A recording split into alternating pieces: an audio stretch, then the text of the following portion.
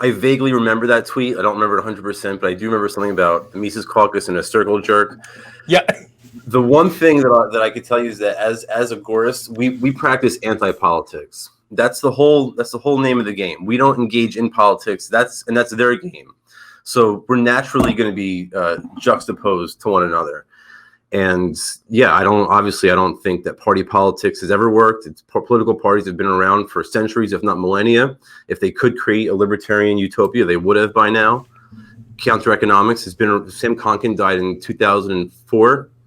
Since that time, Uber has disintermediated the taxi cartels. Airbnb has disintermediated hotel cartels. Satoshi wrote the Bitcoin white paper. Ross invented the Silk Road. Cody Wilson invented the 3D printed gun, which was perfected by Ivan the Troll. We've made more advancements in the counter economy than any other particular strategy, not even just related to libertarianism, but even like something like communism. Like Marx died 150 years ago or more, and they haven't made any progress whatsoever. So yeah, I believe in anti-politics. It's the only way.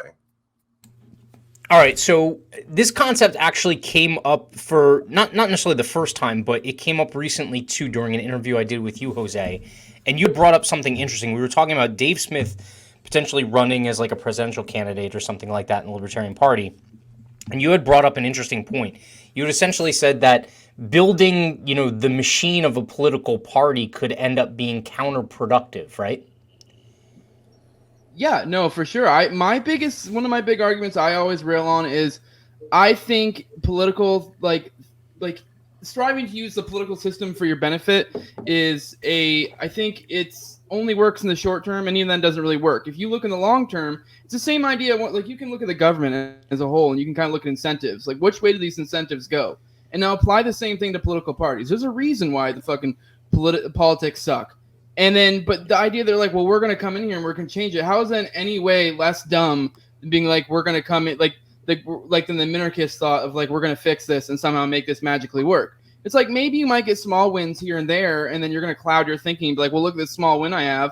But it's like, yeah, but look at the bigger picture. Like, look over the course of decades. How does this work? You're building up this thing that's going to fuck you over. Like, that's really what it comes down to. And I just think it's short-term thinking, and it doesn't. If you look in the long run, this is going to bite you in the ass. Like, for example, I brought up, I think, like, if they do run Dave Smith, I actually think he probably will get more votes than anyone's ever gotten. Most likely. He'd probably be up there. But then what happens after that? Like, what's the next step? These people like me, Sal, Clean, these folks who are like, pretty principled-ish anarchists, if you are able to get any of our kind to be involved in this political machine, I think we're going to slowly move away, because like we're going to over time we're going to be like we're it's going to lose us, and then it's just going to end up falling back into its natural state with the blue pill bitches, the Sarwarks, the people like that. It's just going to fall right back in their hands, because this is where they are at home. This is their natural state. This is not where us anarchists are at home. You know what I mean? Like, I just think you're building up something that's, it's against your nature, if you will, and you're going to give it over to something that's in its nature. Yeah. So, you come at it from kind of a unique perspective, or not a unique perspective, but a specific perspective, right, Clean? Like you're coming at it from the war on drugs. You're coming at it from basically folks that have substance abuse problems, and whether that's exacerbated by the centralized power of government and whatnot. Where do you kind of fall on the spectrum between, agorism versus, big party politics and trying to beat up the two juggernauts that are out there? So out of all the people on your screen right now, I am the least educated out of all of them. So y'all just need to bear with me, okay? I'm going to tell you, like, this is my wheelhouse, and that is substance abuse, the criminal justice system, and what has happened as a result of that, right? So I'm a nonviolent felon, so I'm coming at it from what I know and what I have to deal with, and like I'm maneuvering through this life the best way that I can without getting shot in the fucking head by the cops. You know what I mean? And so from where I'm at right now, like I 100% fall in line with the idea of counter economics. I 100% fall in line with the idea that the best way to beat the state is to undermine the state. and that's just a no-brainer for me.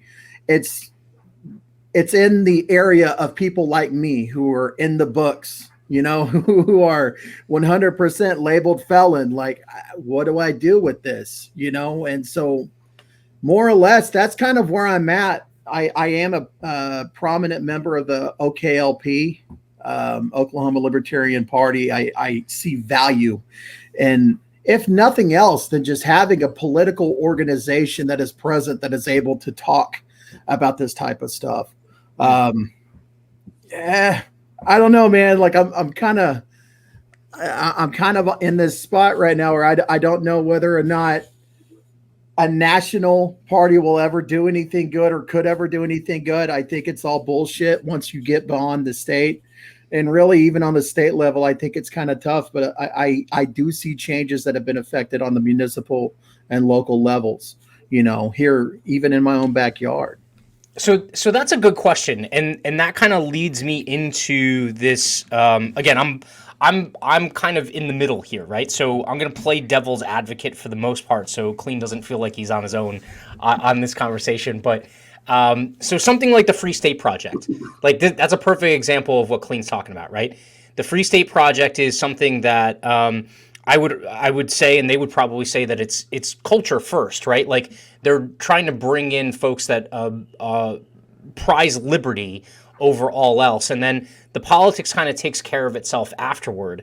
But somewhere in that core set of goals for the Free State Project is this concept of, inundating the state level elected offices in order to try and, at the very least, stop, right? Like, so I think, and forgive me if I'm misquoting here or not understanding, Sal, agorism kind of like at its finer details, but this idea of, statist thinking is aggression, right? Like it's an inherent violation of the non-aggression principle to feel like you can use the government to dictate or even in some cases, give people liberty, right? Like, or give them freedom.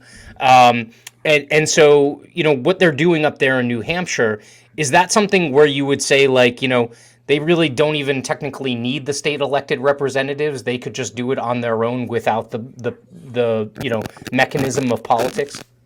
Well, that's sort of a different tactic than the Libertarian Party. So that, like, the Free State Project, seasteading, private cities, I sort of group them together under one heading, which is anarcho-Zionism, because that's what Sam called it. He wrote a very famous paper on it. Actually, it's not famous, but amongst agorists, it's famous, and I highly recommend everybody read it. I had Joe Quirk on my show. I was like planning on moving to the Free State Project, and I read this article, and that was it. Not doing that anymore. And the thing that convinced me, the line in that article that convinced me was this. He says, these sorts of anarcho-Zionist projects, they rely on the moral restraint of politicians who have demonstrated time after time that they have none.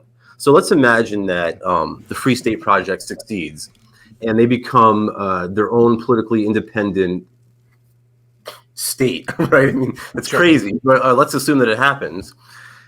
Then what, right? Are they naive enough to think that the federal government won't genocide them like they did to the South Carolinians or the Georgians?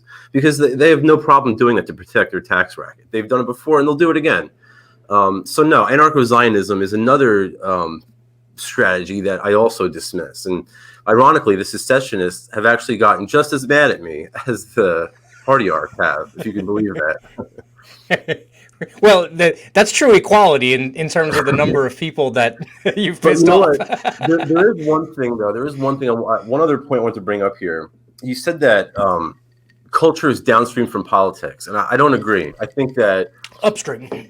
Right. Yeah. Okay. So I think it's vice versa. I think that politics is affected by culture, and that's generally, if you look at like what Hans Hoppe wrote about time preference and how culture is sort of a side effect of the central bank's policies and of the inflation, because if people have cheap devalued money, they're more likely to want to consume now rather than save capital for the future. And not saving capital for the future has a whole host of negative consequences in one's life. You don't have money to build credit or to put a down payment on a house or to raise a family.